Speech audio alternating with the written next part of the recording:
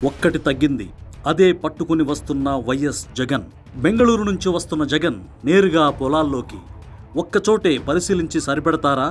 ప్రతిపక్ష నేతగా ప్రశ్నించడం అంటే ఇదేనా? రైతుల తరఫున చేసేది ఒక్కరోజు పోరాటమేనా? మొంతా తుఫాన్ రైతులను నిండా ముంచింది నిజం. వెంటనే స్పందించిన ప్రభుత్వం 5,000 కోట్ల రూపాయలకు పైగా నష్టం జరిగిందని ప్రాథమిక అంచనా వేయడం కూడా నిజం.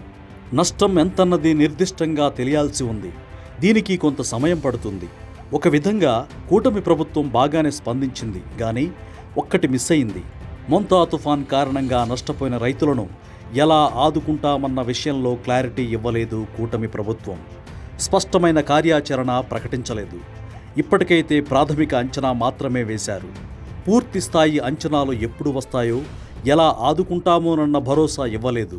సో అదే పాయింట్ మీద క్షేత్రస్థాయి పర్యటనకు వెళ్తున్నారు వైఎస్ జగన్. ఒక విధంగా ప్రభుత్వంపై ఒత్తిడి చేయడం మంచిదే. కూటమి వచ్చిన ఈ 18 నెలల్లో 16 సార్లు అల్పపీడనాలు, వాయుగుండాలు, తుఫాన్లు వచ్చాయంటోంది వైసీపీ. కానీ ఒక్కసారి కూడా ప్రభుత్వం ఆదుకోలేదన్నది వైసీపీ ఆరోపణ. ఇప్పటికీ 600 కోట్ల రూపాయల ఇన్పుట్ సబ్సిడీని ప్రభుత్వం పెండింగ్లో పెట్టిందని విమర్శిస్తోంది వైసీపీ. ఇక రైతు భరోసా కేంద్రాలు, ఈ క్రాప్ విధానాన్ని ప్రభుత్వం నిర్వీర్యం చేసిందని వైఎస్ జగన్ ఆరోపిస్తున్నారు. ఇవన్నీ క్షేత్రస్థాయి పర్యటనకు వచ్చినప్పుడు మళ్లీ ఫోకస్ అవుతాయి. ఈ విధంగానైనా ప్రభుత్వంపై ఒత్తిడి తీసుకురావడం కరెక్టే. కానీ ఒక్క పూట వచ్చి హడావుడి చేసినంత మాత్రాన సరిపోతుందా అని ప్రశ్నిస్తోంది బీసీవై పార్టీ.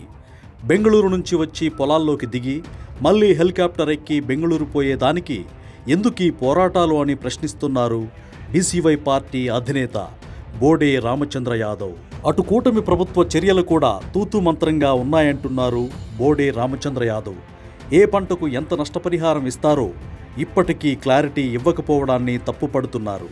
వీలైనంత త్వరగా నష్టపోయిన రైతులను ఆదుకోకపోతే ప్రత్యక్ష పోరాటాన్ని మరింత ఉధృతం చేస్తామని హెచ్చరిస్తున్నారు బోడే రామచంద్ర యాదవ్.